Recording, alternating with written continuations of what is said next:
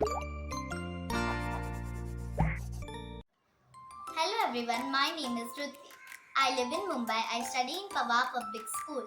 I learn robotics and coding in RoboticSchools. Today I have built mobile control robotic car. I have used battery holder, batteries, Bluetooth, connectors, jumper wires, smoke shield and Arduino. And I have also used MIT App Inventor to build my app. And this is how it looks like. Forward, backward, left,